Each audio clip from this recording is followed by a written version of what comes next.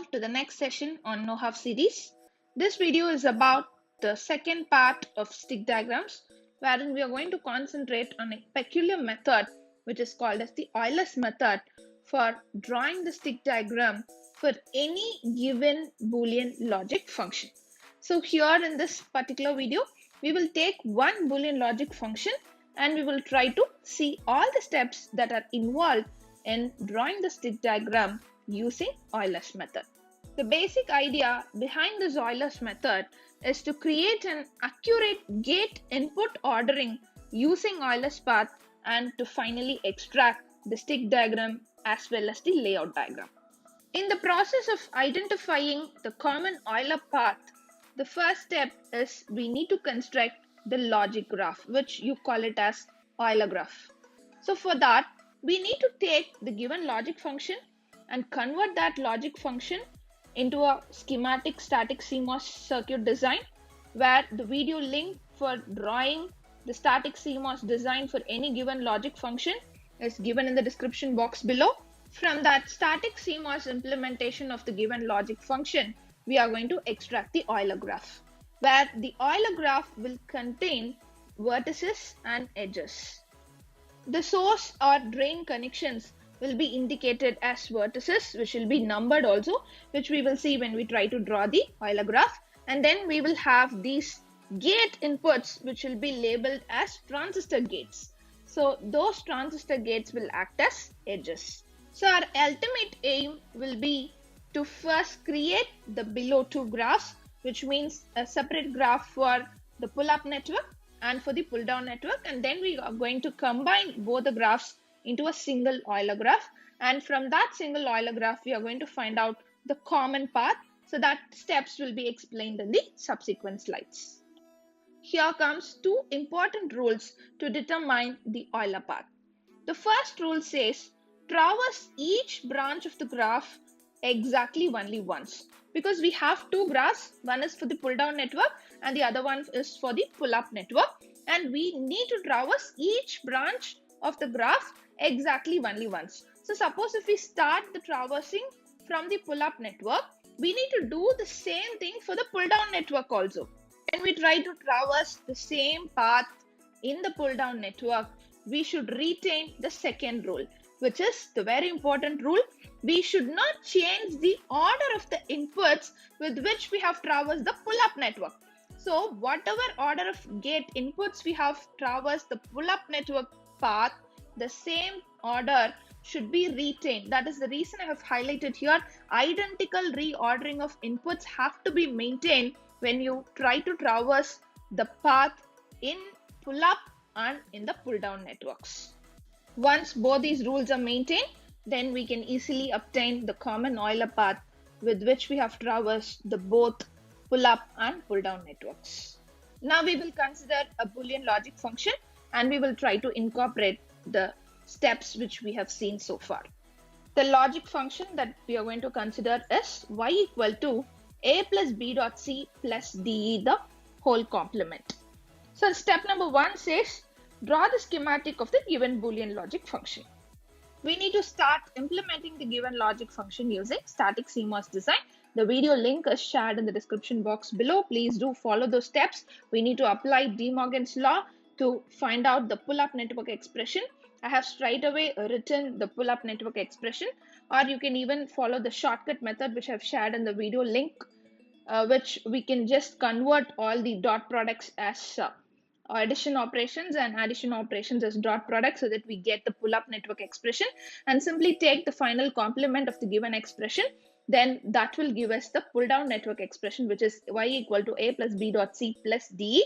And then it is very simple to follow the last two rules, which is whenever you find a dot product or a product, you have to draw series connection of transistors. And whenever you find the addition symbol or the sum symbol or the OR gate symbol, which means we need to do a parallel connection of transistors.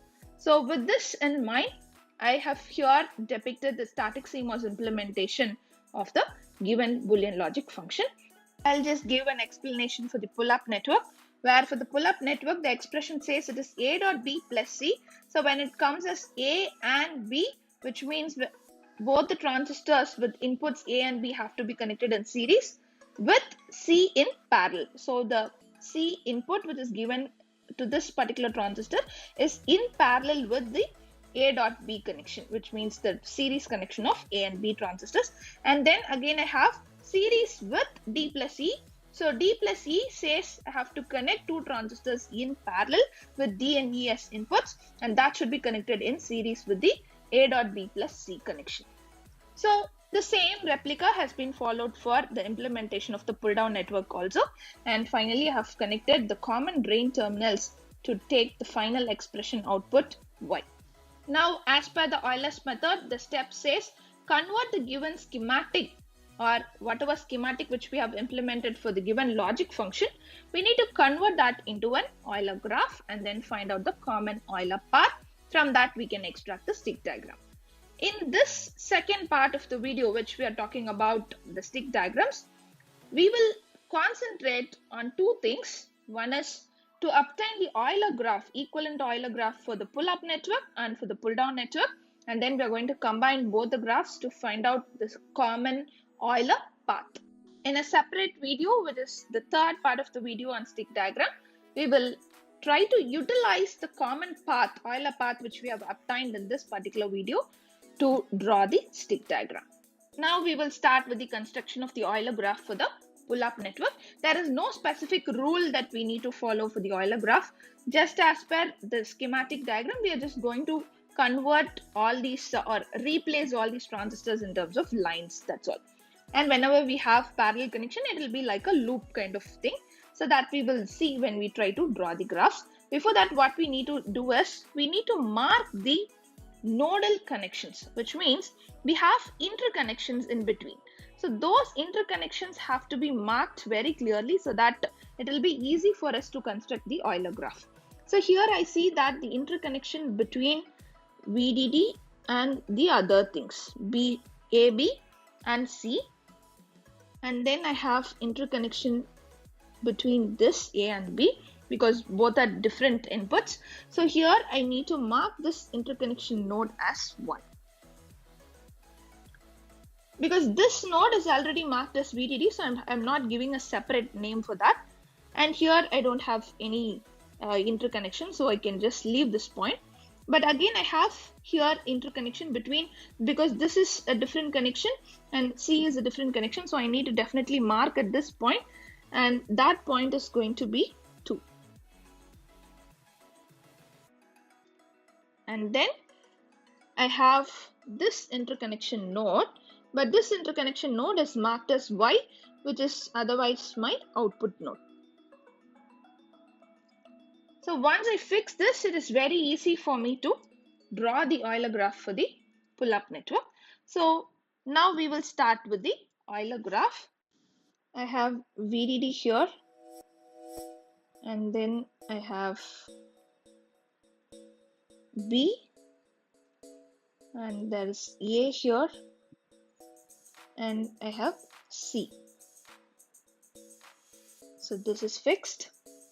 Similarly, just mark the nodes also. This is going to be 1 and this is going to be 2.